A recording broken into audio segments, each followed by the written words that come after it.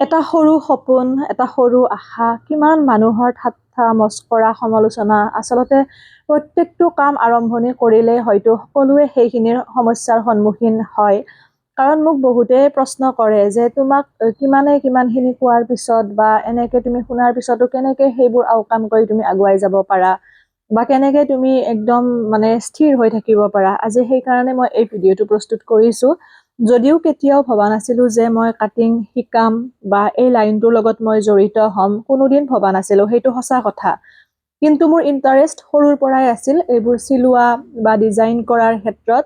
কাৰণ আগতেতো মেচিন নাছিলে, যেতিয়া পঢ়ি আছিলোঁ ক্লাছ 7-8ত মেচিন নাছিল, তেতিয়া হাতেৰে মই বিভিন্ন বস্তু চিলাইছিলোঁ, কিছুমান ঊলৰ কাম কৰিছিলোঁ। কাৰণ এই বস্তুটো মোৰ ভাল লাগে, আজৰি সময়খিনি মই তেনেকৈ ব্যৱহাৰ কৰিছিলোঁ। তাৰপিছত সময়ৰ লগে লগে পঢ়া শুনাৰ লগত জড়িত হৈ গ'লো, গতিকে পঢ়া শুনাৰ লাইনটোতে বেছিকৈ গুৰুত্ব দিয়া গ'ল। আৰু তাৰপিছত লাহে ধীৰে যেতিয়া ধৰক নিজৰ যিখিনি প্ৰয়োজন সেইখিনি নিজে ৰেডি কৰাটো যিহেতু এটা আমাৰ কাৰণেই ভাল, গতিকে সেইটো এটা স্বাৱলম্বিতাৰে দিশ। তেনে ক্ষেত্ৰত কাটিং বা বিভিন্ন ক্ষেত্ৰত আগবাঢ়িলোঁ শিকাৰ বাবে, জনাৰ বাবে বিতংকৈ।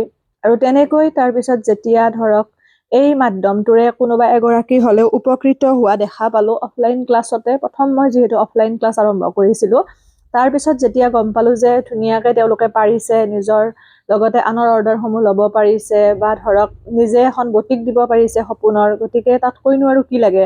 তেতিয়া লাহে ধীৰে ধৰক মই ভিডিঅ'সমূহ এনেই দিওঁ অনলাইনতো, তেনেকৈ বহুতে ধুনীয়াকৈ চিলাই, কয় যে আপোনাৰ ভিডিঅ' চাই চিলাইছোঁ, খুব ভাল লাগে।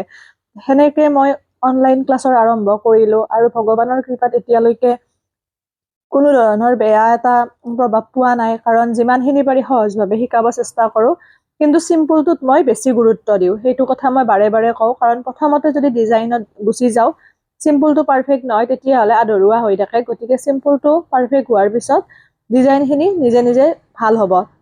গতিকে সেইটো কথা, যদি নিজৰ লক্ষ্য স্থিৰ থাকে, আপোনাৰ যদি উদ্দেশ্য মহৎ হয়, তেতিয়াহ'লে কোনেও আপোনাক পিছলৈ ঠেলিব নোৱাৰে। সেই কথাটো লক্ষ্য ৰাখিব। আৰু যেতিয়া ভাল কাম কৰিব, কাৰো বেয়া নিচিন্তে, তেতিয়া ভগৱানে আপোনাক সহায় কৰিব। সেইখিনি আগত ৰাখি মই আগবাঢ়িছোঁ। বহুত বেয়া পৰিস্থিতি আছিল জীৱনত, জনাখিনিয়ে জানে, বুজাখিনিয়ে বুজে, যিখিনি চলিছে বা দেখিছে সৰুৰ পৰা। গতিকে তেতিয়া এটা সময়ত বহুত আত্মীয় আছিল, বহুত আপোন মানুহ আছিল, যেতিয়া বেয়া দিনো আছিল। কাৰণ সেইখিনি ধৰক পুতৌ জন্মাবৰ কাৰণে বা আপোনাক ঠাট্টা মস্কৰা কৰাৰ কাৰণে। কিন্তু যেতিয়া আপুনি নিজে নিজৰ ভৰিত থিয় দিবলৈ লয়, নিজৰ এখন দুনিয়াত নিজে প্ৰতিষ্ঠিত হ'বলৈ লয়, তেতিয়া কিন্তু বহুত আপোন মানুহ আপোনাৰ পৰা আঁতৰি যায় আৰু বহুত আপোন মানুহ আপোনাৰ লগ হয়। এই দুয়োটা বস্তুৱে আমাৰ বেয়া দিনত আৰু ভাল দিনত হয়। কেতিয়াবা ভাল দিনত আপোনাৰ লগত বহুত মানুহ আহে আৰু কেতিয়াবা বেয়া দিনত আপোনাৰ লগত বহুত মানুহ আহে। দুয়োটাৰে কিন্তু উদ্দেশ্য বেলেগ বেলেগ।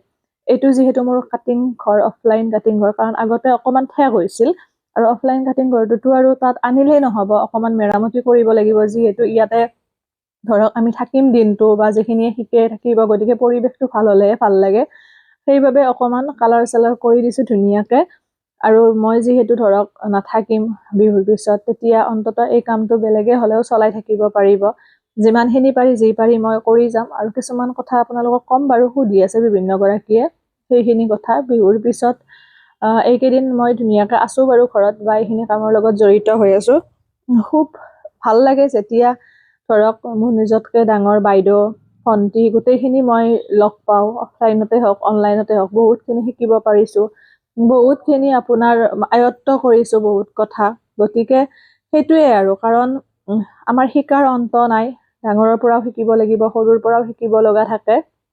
এয়া অফলাইন ক্লাছৰ দৃশ্য, আৰু বহুত আছিল আৰম্ভণিৰ পৰা গোটেইখিনি দিম ভাবিছিলোঁ, কিন্তু ভিডিঅ' ক্লিপখিনি নাই। অৱশ্যে মই আপলোড কৰি থোৱা আছে।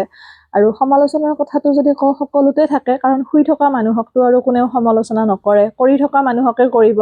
এটা চাম আছে, নিজেও একো নকৰে আৰু আনে কৰিলেও তাৰ পৰা কেনেকৈ বগৰাব পাৰি, ঠেলাব পাৰি, পিছুৱাব পাৰি, সেইটো চিন্তাত থাকে। তেওঁলোকৰ মানসিকতাটোৱে তেনেকুৱা। এতিয়া যদি আপুনি কাৰোবাৰ ব্লাউজ এটা চিলাই, আপোনাক ব্লাউজটোও চিলাব দিব, আৰু চিলাব দিয়াৰ সময়ত আনৰ বদনাম কৰিয়ে দিব যে আমুকত চিলাইছিলোঁ, এনেকুৱাকৈ দিলে, গতিকে এনেকৈ দিবা। তেনেকৈ দিয়াৰ পিছত নাভাবিব যে সেই মানুহগৰাকীয়ে আপোনাৰ কথা বিপক্ষে নক'ব বা আপোনাৰ বদনামটো নকৰিব, কাৰণ সেইটো তেওঁৰ নেচাৰ হয়। গতিকে সেইটো কথা আপুনি বা মই চিন্তা কৰাৰ প্ৰয়োজন নাই। সেই প্ৰভাৱখিনি তেওঁলোকৰ পৰিয়ালতে পৰিব, কাৰণ তেওঁলোকৰো যিহেতুকে সন্তান আছে, তেওঁলোকেওতো কিবা এটা কৰিব লাগিব। আনক যদি আপুনি উৎসাহ দিব নোৱাৰে, আনক পিছলৈ টানি অনাৰ অধিকাৰো কাৰো নাই, সেইখিনিও ভগৱানে কাকো দিয়া নাই। কথাটো হৈছে যদি বেয়া পায় নামাতিব, নাযাব, নিদিব, কিন্তু দি পেলাই বা মাতি পেলাই তাত কুট ৰচনা কৰাটো সেইটো বহুত ডাঙৰ এটা ভুল বা পাপ বুলি কৈছো, ভগৱানেও মাফ নকৰে। তেনেকৈ মন্দিৰত গৈ সেৱা কৰি একো লাভ নাই, কাৰণ যদি আপোনাৰ মাজত মানৱতাটো বা ধৰক আনৰ ভাল চিন্তা কৰিব পৰা গুণটো নাই। গতিকে এই কথাখিনি বুজি নাপায় বাৰু বহুতে, তথাপিও মই কৈছো ভিডিঅ'ৰ মাধ্যমেৰে। আৰু মোক সমালোচনা কৰি লাভ নাই, কাৰণ যিখিনি সময়ত মই পিছলৈ ঘূৰি চাব লাগিছিল যিহেতুকে নাচালো, গতিকে এতিয়া সেইটো এটা চিন্তা কৰাটোহে আচলতে মূৰ্খামি বুলিয়ে মই কৈছো। গতিকে মিছামিছি বহুমূলীয়া সময়খিনি নষ্ট নকৰিব, বেয়া লাগে আপোনালোকলৈও মোৰ, কাৰণ সময়ৰ মূল্য বহুত। কাৰণ এনেকুৱা হৈ যায় কাম কৰি কৰি ৰাতিপুৱাৰ পৰা ৰাতিলৈকে, যদি সময় আৰু অকমান বেছিকৈ পালোহেঁতেন, কাৰণ ফৰ্মাৰ কাম যিহেতুকে আমি কৰো, অনলাইন ক্লাছ আৰম্ভ হ'ল আৰু নতুন বেটছ আৰম্ভ হ'ব, শিকিব বিচাৰিলে মেছেজ কৰি, আৰু ফৰ্মাও দিয়া হয়, ফৰ্মা লাগিলেও মেছেজ কৰিব, আৰু অফলাইন ক্লাছতো আহিব পাৰিব, তাৰ কাৰণেও কৰিব, কাৰণ যিহেতুকে মোৰ ঘৰ হাজোগেৰুৱাত, ওচৰৰখিনি অফলাইন শিকিব পাৰিব।